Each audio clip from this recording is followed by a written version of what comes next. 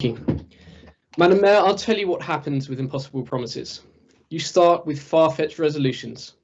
They are then pickled into a rigid dogma, a code, and you go through the years sticking to that outdated, misplaced, irrelevant to the real needs, and you end up in the grotesque chaos of a Labour council, hiring taxis to scut around a city, handing out redundancy notices to its own workers.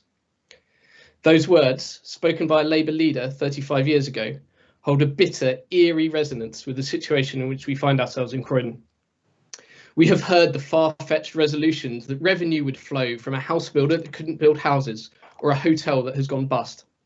We have heard the impossible promises that budgets for adults and children's social services, which had been overspent year after year, would magically be balanced the next year. Today's redundancy notices can be delivered by Microsoft Teams rather than by taxicab, but the Croydon Renewal Plan will deliver just as much chaos. I went to the Factory Lane Recycling Centre last Saturday, and already the queues were over an hour. With an end to free bulky waste collection and the likely closures of the New Addington and Purley Oak centres, people will surely give up doing the right thing, and we will see an explosion of fly tipping all over the borough. Children living in Bradmore Green, Broad Green, Sanderstead, Shirley and South Norwood are set to lose access to their libraries.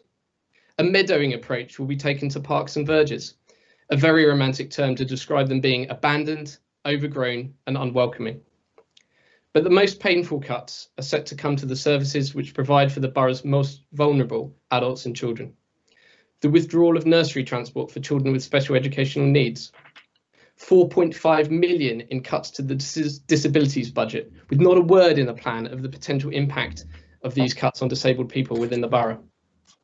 An increased caseload for children's services social workers, exactly what led to the service becoming inadequate in 2017. And this is just the start. We will see even further cuts in future years. The human cost of Croydon Labour's impossible promises. Residents know that Croydon Labour's impossible promises have led to bankruptcy. But what they don't know, what they cannot comprehend, is why those responsible for impossible promises are still sitting as Labour councillors.